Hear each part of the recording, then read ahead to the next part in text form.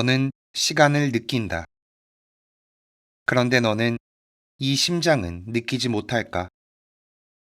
너는 내게로 밀려오는 은총의 강물을 느낀다. 따뜻하고 붉은. 그런데도 너는 내가 얼마나 사랑받는지 체감하지 못할까?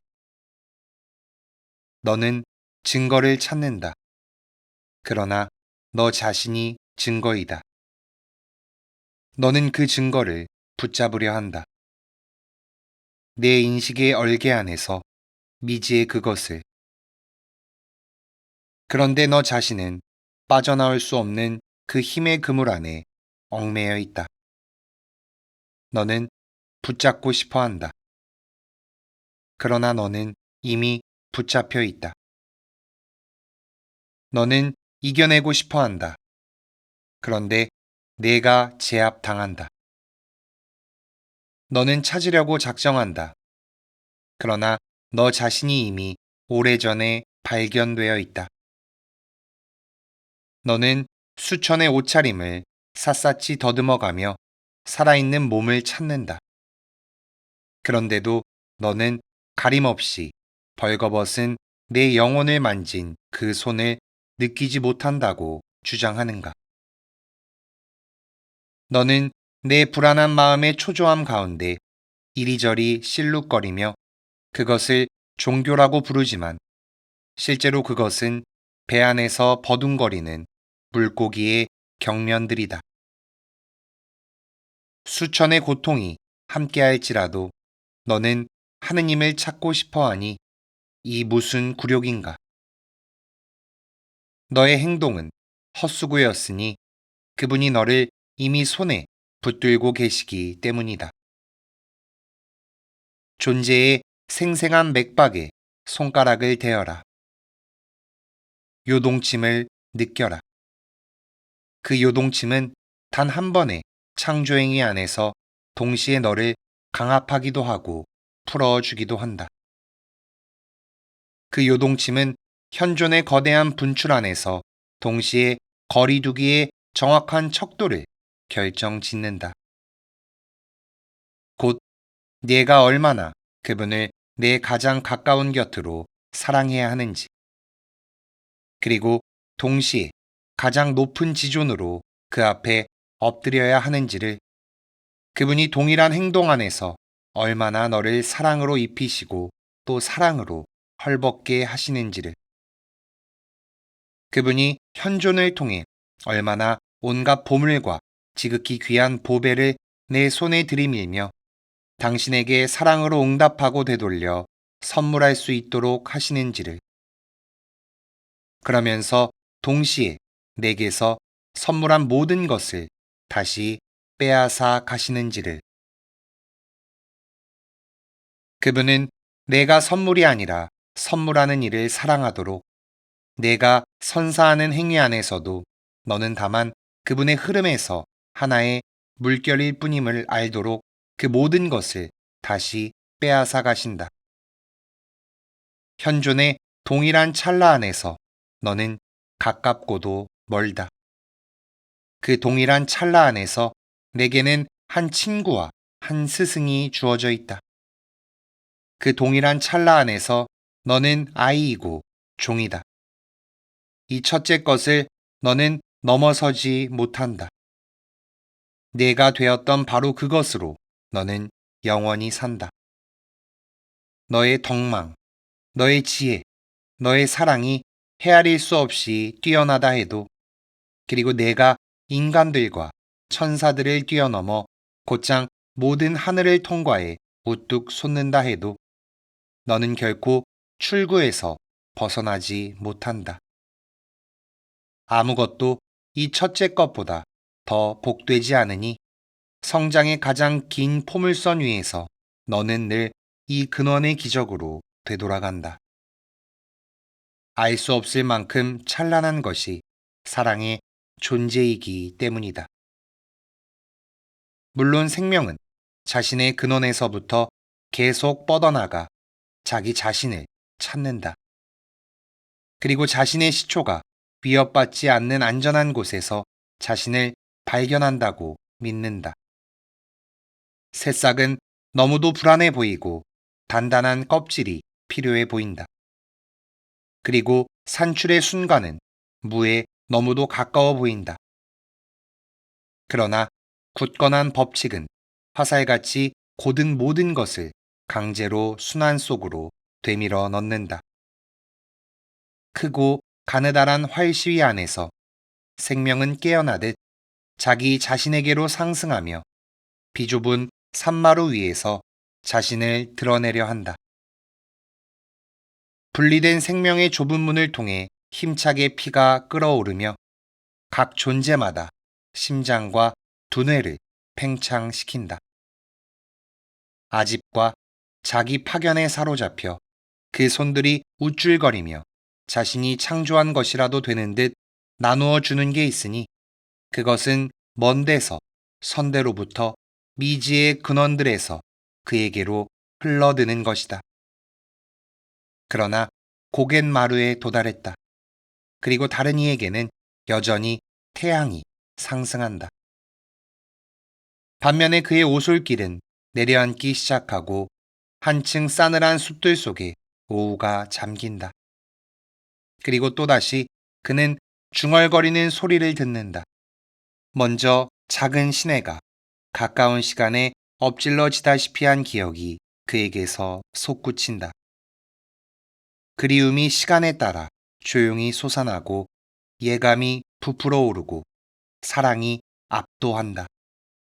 그리고 부지불식간에 갑자기 폭포가 바닥 모를 대로 시초의 밤으로 낙하한다. 분리된 기묘한 모든 존재가 서로 다른 강들의 흐름처럼 죽음과 삶의 한 바다에서 해체된다. 바다에서 파도가 출렁이고 몸체가 몸체 주위로 일렁이고 형상들과 세대들, 세기에서 세기가 산산이 거품으로 부서진다. 경배들 가운데 가장 거대한 경배의 낙하 속 영원의 나지막한 해변에서 우리 삶의 의미는 우리가 하느님이 아님을 인식하며 증명하는 것이다. 그리하여 우리는 하느님 곁에서 죽으니 하느님은 영원한 생명이시기 때문이다. 그러니 죽음을 통하지 않고서 우리가 어떻게 그 영원한 생명에 접촉할 수 있으랴. 우리 삶 속의 죽음은 삶을 초과하는 것을 우리가 만진다는 보증이다. 죽음은 우리 삶의 경의를 표함이요 창조주의 옥좌 앞에서 드리는 흠모의 예식이다. 그리고 거기 찬미와 섬김, 존재들이 창조주의 빚진 경외가 존재들의 가장 깊은 내면을 이루니 그렇게 존재의 모든 순간 속으로 한 방울 죽음이 떨어져 뒤섞여 있다. 그러나 시간과 사랑이 그처럼 서로를 삼키고 있기에 그들은 그들의 죽음도 사랑한다. 그리고 그들의 현존은 몰락을 거부하지 않는다. 하찮은 삶이 두려움에 떤다 해도 죽음 앞에서 어두운 고집이 막 버틴다 해도 현존 자체는 현존을 출렁이게 하는 깊은 파도는 자신의 스승을 알아보고 기꺼이 허리를 굽힌다. 현존은 예감하듯 알기 때문이다.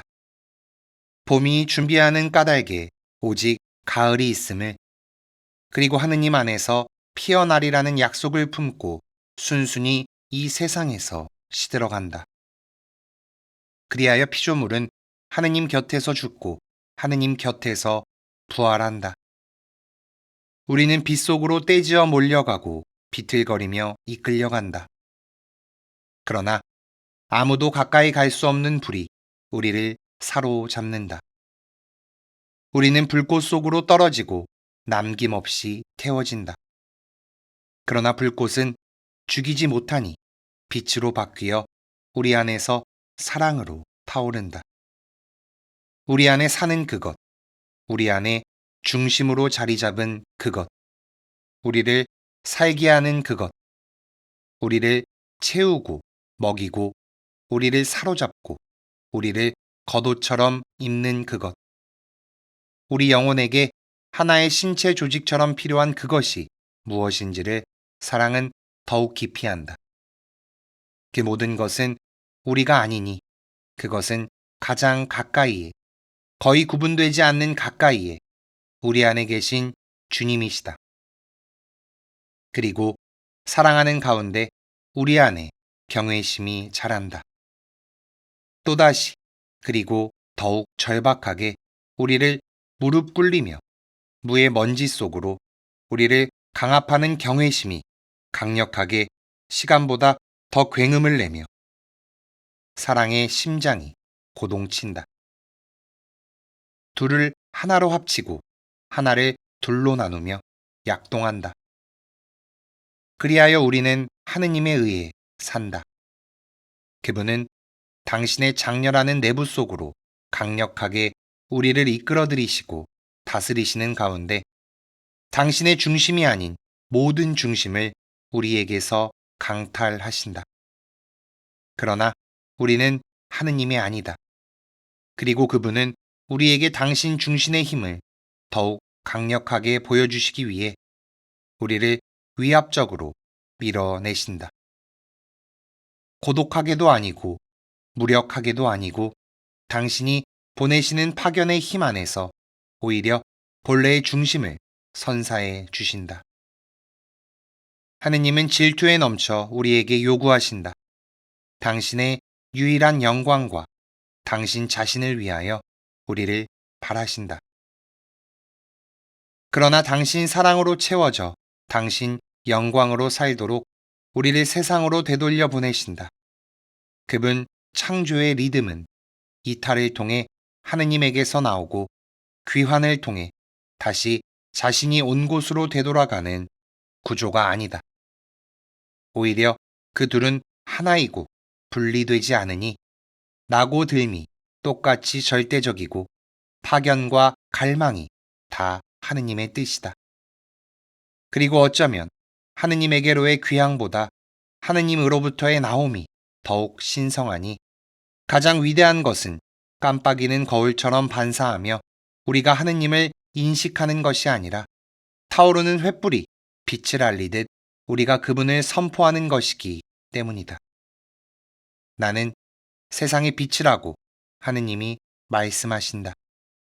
그리고 너희는 나 없이 아무것도 할 수 없다고 말씀하신다. 또한 나 외에는 그 어떤 빛도 그 어떤 신도 없다. 그러나 너희는 세상의 빛이다. 빌린 빛이나 거짓이 아닌 빛이니 나의 불꽃으로 타오르며 너희는 세상을 나의 불로 타오르게 해야 한다. 너희는 칠흑 같은 어둠 속으로 나아가라. 이리들 가운데로 어린 양들처럼 나의 사랑을 나르고 어둠 속 죽음의 그늘 아래 웅크리고 있는 이들에게 내 소식을 전하여라.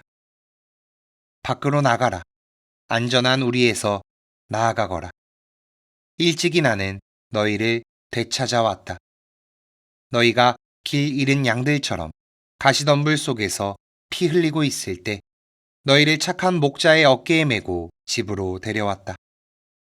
그러나 이제 무리는 흩어지고 울타리의 문은 넓혀진다. 파견의 시간이다. 밖으로 나에게서 떨어져 나가라. 나는 세상 끝까지 너희와 함께 있기 때문이다. 나 자신이 아버지에게서 나왔고 그분에게서 파견되어 나오는 가운데 죽기까지 순종했기 때문이다.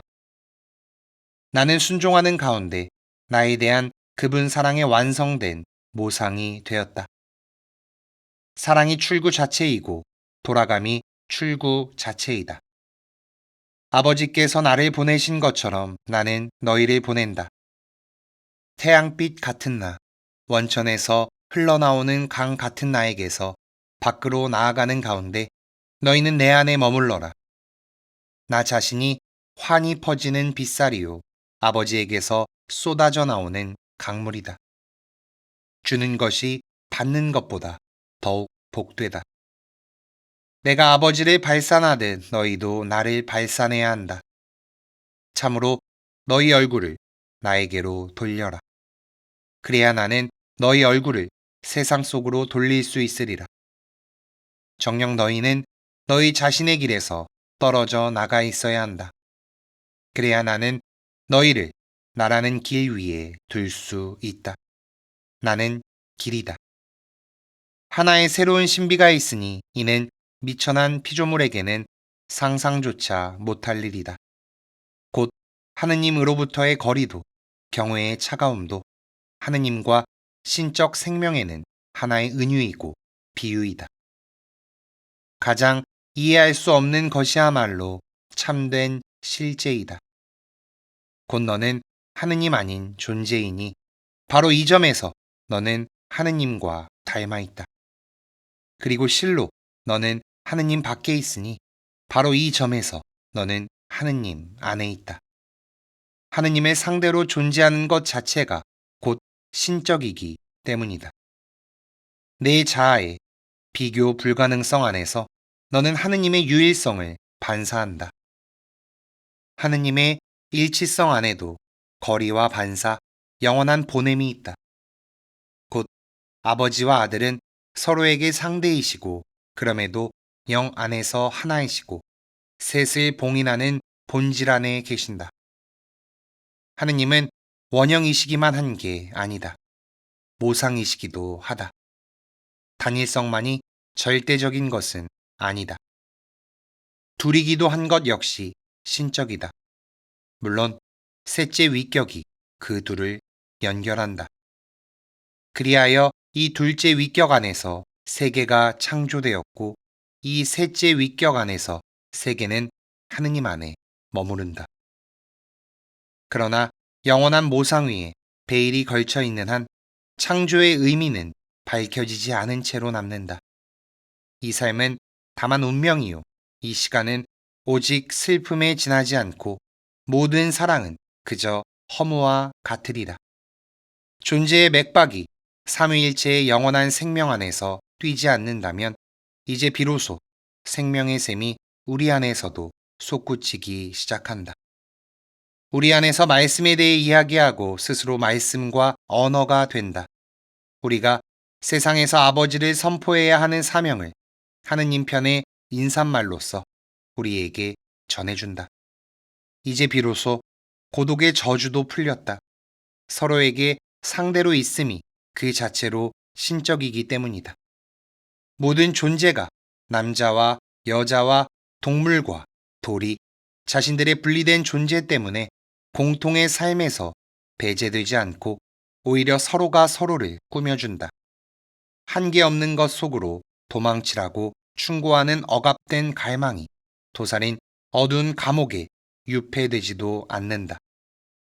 오히려 그 모든 존재가 하느님의 전령들로서 찬란히 이루어지는 통합 안에서 한 몸으로 세워진다. 그 몸의 머리는 아버지 품 안에 계신다. 자, 현존의 심장이여, 시간의 맥박이여 고동쳐라. 영원한 사랑의 도구여, 너는 우리를 부요하게 하고 너는 우리를 다시 가난하게 한다. 너는 우리를 끌어당기고 너는 다시 물러난다. 그러나 우리는 출렁이는 흐름 속에서 내가 두른 작은 축제 장식이다. 너는 장엄하게 우리 위로 한껏 요동치고 너는 너의 별들로서 우리를 침묵하게 한다.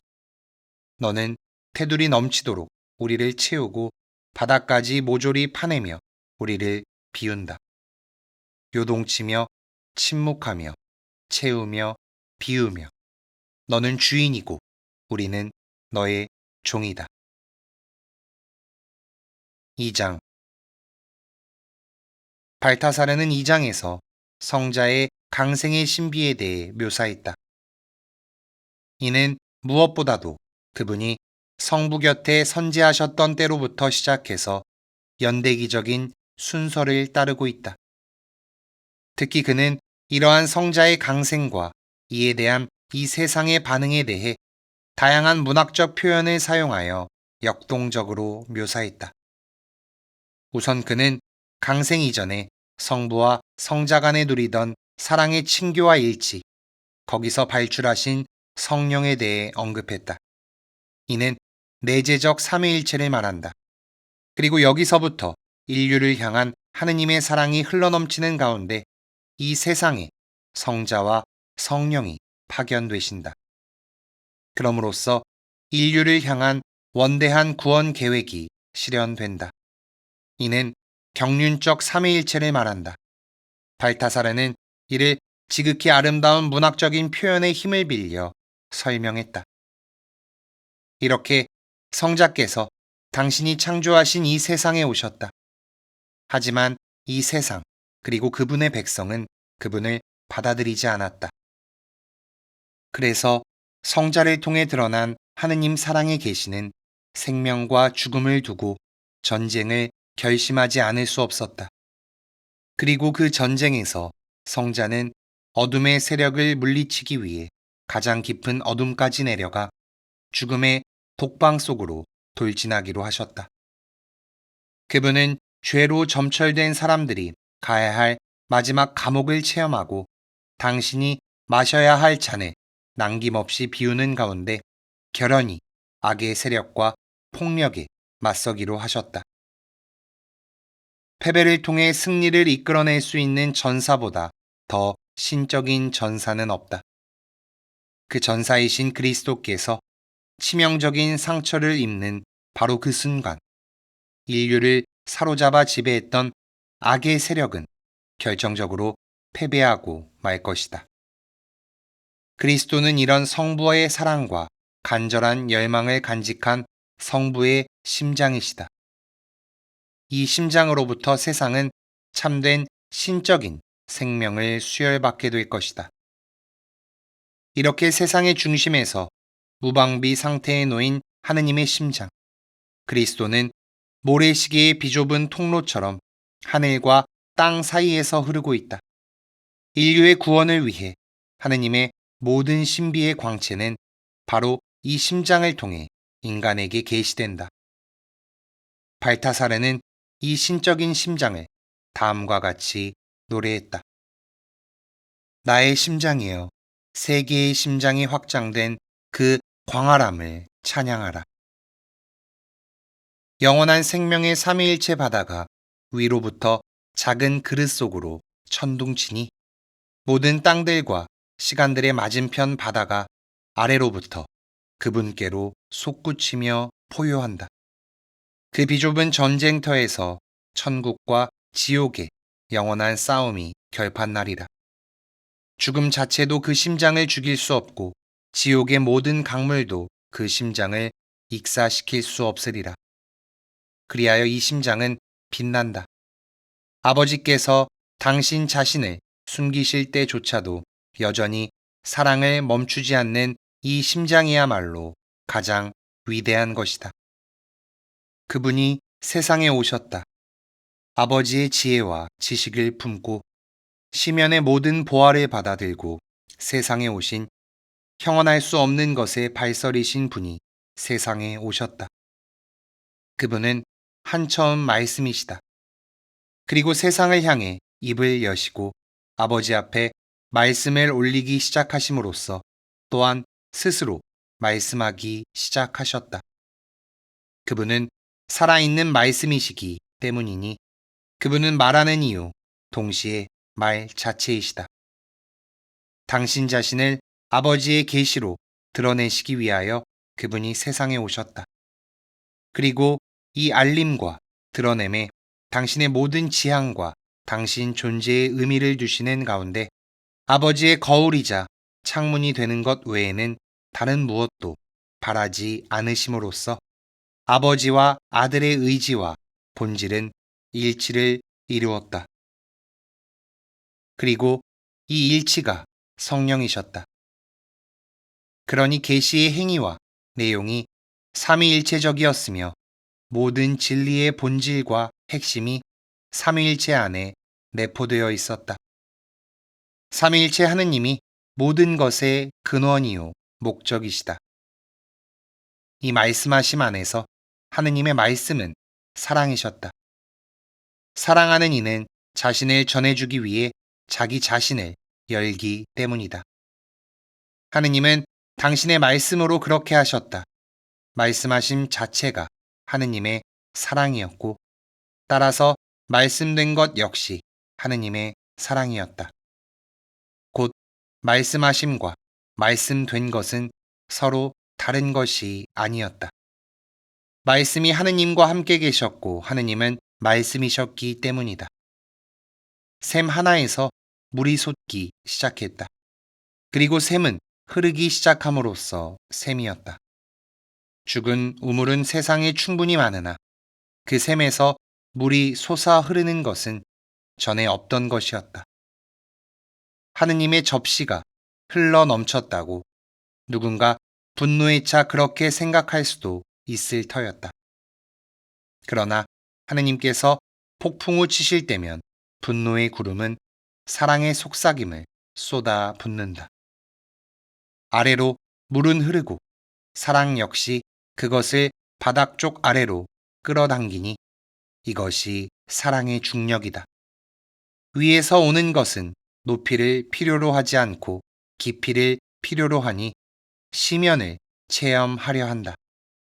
위에서 오는 것은 이미 순수하고 안전하니 다만 하강을 통해 자신을 드러낼 수 있을 뿐이다. 아래에서 오는 것은 자연적으로 높이를 추구하니 욕망은 빛을 향해 돌진하고 충동은 힘이 되려 한다. 유한한 모든 정신은 자신을 내세우려 하고 현존의 태양 속에서 기분 좋게 자신의 왕관을 펼치려 한다. 빈약한 것은 부요하려 하고 지혜와 공감을 통해 풍요로운 힘과 풍요로운 온기를 바란다. 이것이 세상의 법칙이다. 모든 것은 움켜 얽힌 맹아에서 활짝 핀 생명으로 나아가려 하고 잠재된 가능성은 득달같이 형태를 향해 돌진한다. 어둠에 잠긴 것은 돌덩이와 흙을 뚫고 빛을 향해 나아가야만 한다. 그리고 존재의 보편적인 돌진 안에서 그들은 서로 부대끼고 서로를 제약한다. 현존을 둘러싼 투쟁 속에서 한계들이 이리저리 작용한다. 그리고 존재들 사이에 가해지는 제약을 일컬어 도덕과 관습과 가족과 국가라 부른다. 이렇게 밀어대는 이 힘, 이 엔텔레케이아는 창조주의 선한 본질에 대한 증거이고 모든 선은 자기를 넘어 피어남을 향해 돌진하기 때문이다. 또한 하느님을 향한 피조물의 어두운 충동에 대한 증거이다. 이 충동은 초조해하며 허기로 가득 차 개걸스레 자신의 공허를 달래기 위해 세계와 사람들과 하느님을 자신 안에 삼켜버리기 때문이다. 그리하여 예로부터 사람들의 사랑은 빈약하고 부족하다 일컬어지니 취하고 눈멀어 그 안에서 사랑스러운 것을 산출하기 위해서는 아름다운 것이 필요하다. 그러나 말씀이 위에서 오셨다. 아버지의 충만함에서 오셨다. 말씀 안에는 밀어대는 충동이 없었으니 말씀 자체가 충만함이었기 때문이다. 말씀 안에 빛이 있었고 생명과 사랑이 있었으니 갈구함 없는 사랑은 공허를 애뜻이 여겨 그 빈속을 채우려 했다. 그러나 스스로 충만함에 도달하려 애쓰는 것이 공허의 본질이었으니 그것은 을러대는 공허였고 이빨들로 무장한 목구멍이었다. 빛이 어둠 속으로 왔다. 그러나 어둠은 빛을 볼 눈이 없었고 그저 벌어진 아가리만을 가지고 있었다. 무덤 속 그늘 아래 앉아있는 이들을 비추기 위해 빛이 왔다. 그리고 빛을 비추인다는 것은 쏟아지는 빛살에 눈을 뜨고 흐르는 빛 속에서 자기 자신을 변모시킨다는 의미이리라. 이것이 충동의 죽음이요 사랑 안에서의 자신의 부활이리라. 인간은 위로 오르려 하지만 말씀은 아래로 향하려 한다. 그리하여 그 둘은 중도에서 한 가운데에서 중계자의 터전에서 서로 만나리라. 그러나 그 둘은 검들이 교차하듯 서로 엇갈리리라. 그들의 의지는 서로 맞서 있다. 남자와 여자가 크게 다른 것처럼 하느님과 인간이 서로 다른 태도를 취하기 때문이니 그 둘은 결코 서로에게 스며들어 채우지 못한다. 그리고 마치 인간이 자신의 공허를 채우기 위해 충만함을 필요로 하듯 하느님은 당신의 충만함을 보여주기 위해 공허가 필요하시다고 말해서는 안 된다. 또는 인간이 오르도록 하느님이 내려오신다고 말해서도 안 된다. 중재가 그런 것이라면 인간이 이를테면 하느님의 사랑을 자신 안에 삼켰을지라도 중독과도 같은 자신의 충동을 먹이고 자라게 하는 권력의 의지가 결국은 하느님을 압도했으리라. 그리하여 말씀은 목 졸려 죽고 어둠은 말씀을 파악하지 못했으리라. 그리고 인간의 마지막 것들은 첫째 것들보다 더 나쁘리라. 그가 자신과 같은 부류만이 아니라 창조주 자체를 자기 자아의 세력권 안에 가두고 격화시켜 그분을 이기적인 자기 갈망의 지렛대로 삼고 말았을 것이기 때문이다.